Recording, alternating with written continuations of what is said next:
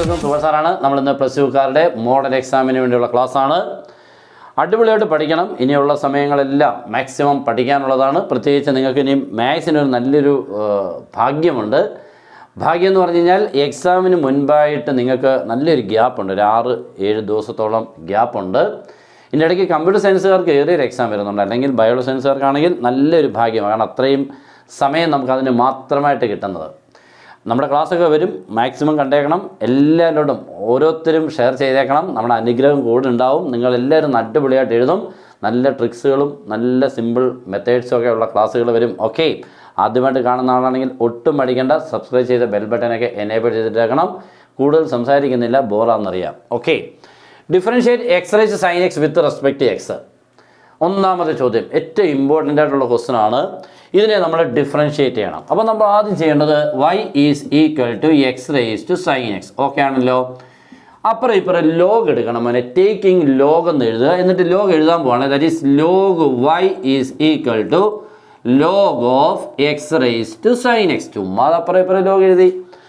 That is implies log y is equal to, ഈ പവറിങ് ഇവിടെ എത്തും, that is sine x into log x എന്ന് കിട്ടും. ഓക്കെ, ഇനിയാ നമ്മൾ ഡിഫറൻസിയേഷൻ തുടങ്ങാൻ പോകുന്നത്. ഓക്കെ, അപ്പോൾ നമ്മളങ്ങോട്ട് ഡിഫറൻഷ്യേറ്റിംഗ് എന്നിങ്ങോട്ട് എഴുതണം. ലോഗ് വൈ ഡെറിവേറ്റീവ് ആരാ, 1/y into d y by d x equal to right side sine x into log X.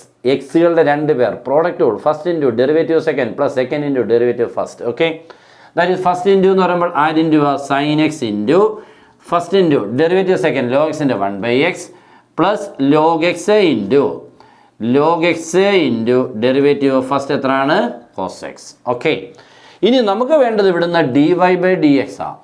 D y by d x വേണമെങ്കിൽ ഈ വൈ അങ്ങോട്ട് ക്രോസ് മൾട്ടിപ്ലൈ ചെയ്യുമ്പോൾ വൈ ഇൻറ്റു ബ്രാക്കറ്റിൽ ഇത്രയും പേർ. ഓക്കെ, തീർന്നു.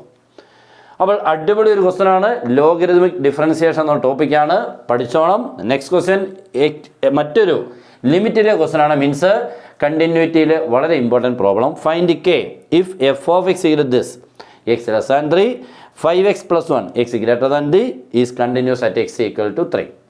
ഈ ഫംഗ്ഷൻ 3യിൽ കണ്ടിന്യൂസ് ആകണമെന്നുണ്ടെങ്കിൽ കെയുടെ പ്ലേസിൽ ഏത് നമ്പർ വരണം, ദാറ്റ്സ് ക്വസ്റ്റ്യൻ. ഓക്കെ, അപ്പോൾ നമ്മൾ ആദ്യം ലെഫ്റ്റ് ലിമിറ്റ് തുടങ്ങണം.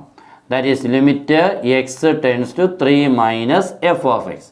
That is limit x tends to 3 minus f of എക്സിന് ലെസ് ദാൻ സൈൻ, ഇതാണ് ലെസ് ദാൻ സൈൻ, അതിന് നേരെയുള്ള 2kx + 5 കൊടുക്കണം. ഓക്കെ, എന്നിട്ടൊന്നുമില്ല മോനെ, എക്സിന് അങ്ങോട്ട് 3 എന്ന് കൊടുക്കണം. അപ്പോൾ എങ്ങനെ വരും, 2k × 3, അപ്പോൾ 6k + 5. ഓക്കെ, അതാണ് നമുക്ക് കിട്ടുന്നത്, 6k + 5. അത് അവിടെ കൊണ്ട് നിർത്തുക. Next right limit. Right limit ചെയ്യുമ്പോൾ limit x tends to 3 plus f of x, that is limit x tends to 3 plus f of എക്സിന് പകരം 5x + 1 ആൻസർ 16. എങ്ങനെ 16 വന്നത്, 5x എക്സിന് 3, അപ്പോൾ 5 × 3 15 + 1 16.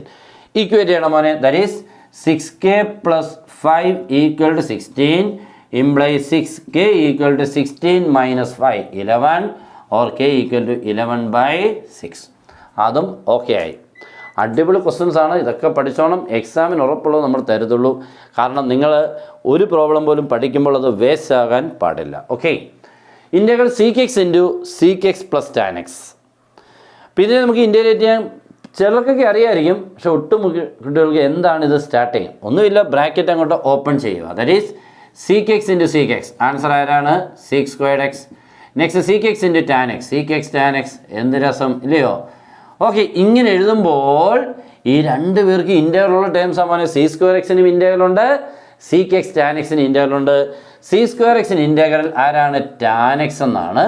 sec x tan x-ന് ഇൻ്റഗ്രൽ sec x എന്നാണ്, plus ചെയ്യും. ഓക്കെ ആണല്ലോ, അടിപൊളിയല്ലയോ. നെക്സ്റ്റ് പ്രോബബിലിറ്റിയിലെ മറ്റൊരു ഷുവർ ക്വസ്റ്റൻ ആണ്. P of A 0.3, P of B 0.5. Find P of A union B if A and B are independent. വളരെ ഇമ്പോർട്ടൻ്റ് ആയിട്ടുള്ളൊരു വേർഡാണ് ഇൻഡിപെൻഡൻ്റ് എന്നുള്ളത്.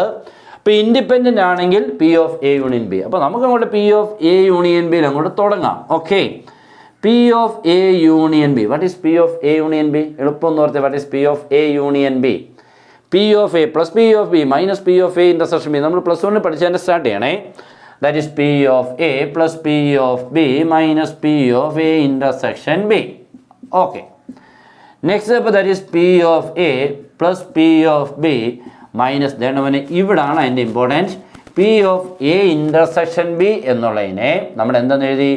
P of A into P of B എന്ന് സ്പ്ലിറ്റ് ചെയ്ത് into ചെയ്ത് എഴുതി. അതെന്തുകൊണ്ടാണ്?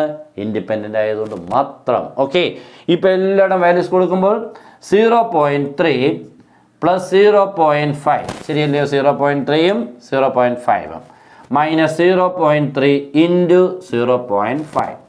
That is 0.3 plus 0.5 0.8 minus 0. നോക്കിക്കേ, 0.3 ഇൻറ്റു 0.5 3 ഇൻറ്റു 5 15 രണ്ട് ഡിറ്റ് മാറ്റുമ്പോൾ 0.15. ഓക്കെ,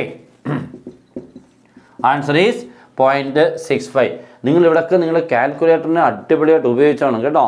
എക്സാമിന് അടിപൊളിയായിട്ട് നിങ്ങൾ മാക്സിമം കാൽക്കുലേറ്ററിനെ യൂസ് ചെയ്ത് ടൈം കുറയ്ക്കണം, രണ്ടാമത് ആക്യുറസി കൂട്ടണം. ഓക്കെ, ഏറ്റവും ടൈമിനെ നിങ്ങൾക്ക് ചെറുതായിട്ട് മീൻസ് ഏറ്റവും സമയം കുറച്ച് കിട്ടണമെങ്കിൽ കാൽക്കുലേറ്ററിന് മാക്സിമം നിങ്ങൾ യൂസ് ചെയ്തോണം. ഓക്കെ, അപ്പോൾ ഇത് 4 ചോദ്യം. ഇനിയും ഉടനെ അടുത്ത ക്ലാസ് വരും. മാക്സിമം നിങ്ങളെല്ലാവരും അടിപൊളിയായിട്ട് കണ്ടേക്കണം. എക്സാമിന് തൊട്ട് മുമ്പ് വരെ ഇതേപോലെ വന്നുകൊണ്ടേയിരിക്കും. അപ്പോൾ എല്ലാവരും ഒന്ന് ഷെയർ ചെയ്യും എന്നുള്ള പ്രതീക്ഷ കൊണ്ട് നിർത്തുന്നു. Good bye.